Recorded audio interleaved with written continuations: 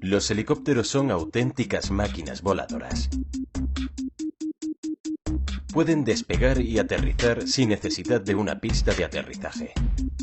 Pueden hacer vuelo estacionario y maniobrar en cualquier dirección en un espacio de 360 grados.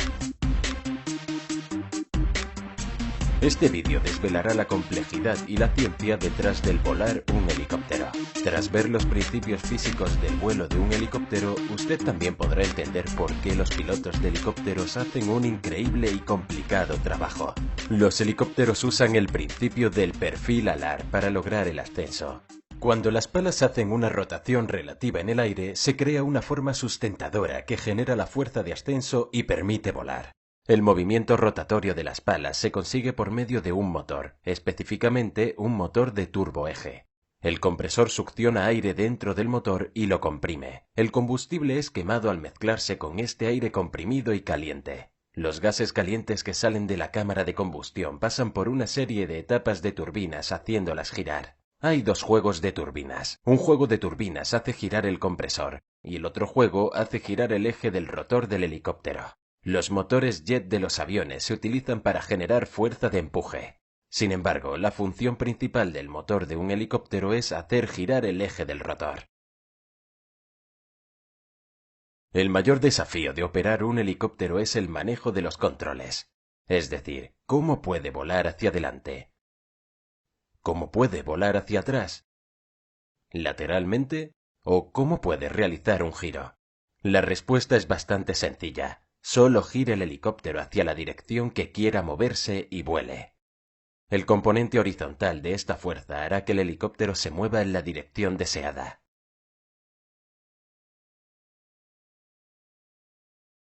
El componente vertical de la fuerza de las palas balanceará la fuerza gravitacional. Ahora el gran desafío es cómo girar el helicóptero de la manera deseada. Para conocer la ciencia detrás del movimiento de los helicópteros necesitamos conocer mejor el principio del perfil alar. El ascenso generado por este principio varía con el ángulo de ataque. Generalmente, cuanto mayor es el ángulo de ataque, mayor es el ascenso. Ahora piense por un momento lo que pasaría si una pala tuviese un determinado ángulo de ataque y las demás un ángulo diferente. Las fuerzas de ascensión que actúan sobre las palas serían distintas en este caso. Las variaciones de las fuerzas de ascensión definitivamente producirían una torsión que puede hacer girar el helicóptero. Observe el hermoso movimiento de las palas necesario para alcanzar una no uniforme distribución de fuerzas de ascenso. Queda claro que las palas deben seguir cambiando el ángulo de ataque de forma que en un punto determinado el ángulo de ataque siempre es el mismo. Este complejo movimiento de las palas se logra fácilmente por medio de un mecanismo de placa oscilante. Demos un vistazo en despiece ordenado y entender sus componentes básicos primero. La placa oscilante inferior no gira, pero puede moverse e inclinarse tal como se muestra. La placa oscilante superior está acoplada a la placa oscilante inferior por medio de un rodamiento. De manera que la placa oscilante superior recibe los movimientos de la placa oscilante inferior y al mismo tiempo gira independientemente. La placa oscilante superior está unida al eje del rotor con la ayuda de un conductor, de modo que la placa oscilante superior siempre se moverá a la vez que las palas. Las palas están unidas a la placa oscilante superior con la ayuda de barras de control. La parte interesante de este arreglo es que solo con inclinar la placa oscilante inferior seremos capaces de conseguir el criterio del ángulo variable de las palas. Esto significa que con esta placa oscilante inclinada siempre seremos capaces de mantener un ángulo de ataque positivo en la parte trasera y un ángulo de ataque negativo en la porción delantera del disco rotor. Grosso modo, la placa oscilante inclinada hacia atrás produce una torsión tal como se muestra. Este tipo de control es conocido como cíclico. Ahora, de vuelta al control básico de un helicóptero, ¿cómo esta torsión afectará al movimiento del helicóptero? La respuesta más obvia es que el helicóptero se inclinaría hacia adelante y se movería tal como se muestra. Por desgracia, esta respuesta es completamente errónea. Lo que en realidad ocurre es que el helicóptero se movería lateralmente como se muestra. Esto definitivamente es un efecto extraño. Al aplicar una fuerza de torsión a un objeto en rotación, este gira en una dirección diferente. Este fenómeno es conocido como precesión giroscópica. La precesión giroscópica no es un fenómeno nuevo de la física. Si cuidadosamente aplicas la segunda ley de Newton a cuerpos en rotación, serás capaz de predecir este fenómeno. De acuerdo a la segunda ley de Newton, la fuerza es igual a la variación del momento lineal. Similarmente, la fuerza de torsión es igual a la variación del momento angular. Consideremos esta pala en rotación. Tendrá un momento angular como se muestra. Ahora asumimos que el helicóptero se ha inclinado debido a la acción de la fuerza de torsión.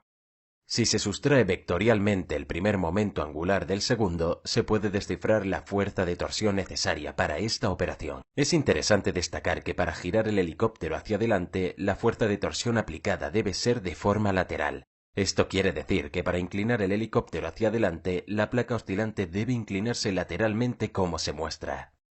Se puede verificar de nuevo por medio de la segunda ley de movimiento de Newton que si se mantiene la parte delantera con ángulo de ataque negativo y la parte trasera con ángulo positivo, el helicóptero simplemente se moverá de forma lateral. La precesión giroscópica es verdaderamente un fenómeno intrigante, pero responde a la perfección a la segunda ley de movimiento de Newton.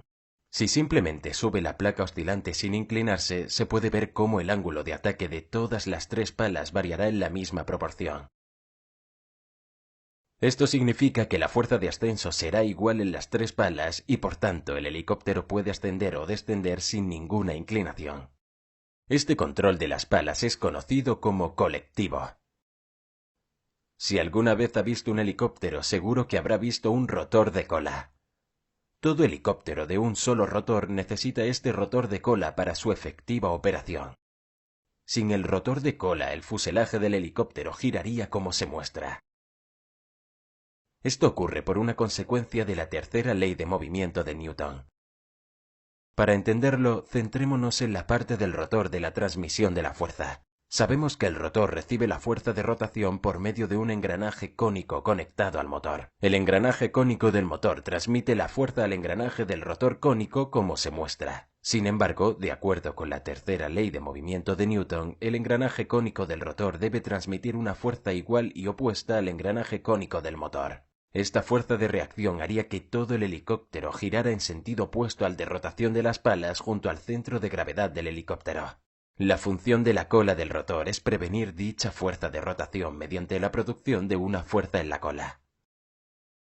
Al ajustar de forma apropiada el ángulo de paso de las palas del rotor de cola, el piloto puede fácilmente manipular la fuerza producida. De esta manera, con la ayuda del rotor de cola, se puede también conseguir el movimiento de guiñada.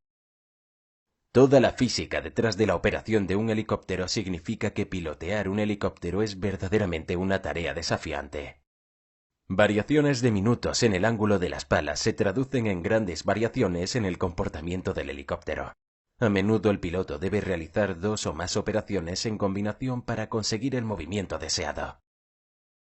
Además, el helicóptero no responde instantáneamente al movimiento de los mandos, de manera que el piloto debe tener un gran sentido del equilibrio y coordinación para navegar el helicóptero de manera apropiada. Tu apoyo en patreon.com nos permite hacer más vídeos didácticos. Por favor, apóyanos en patreon.com. Gracias.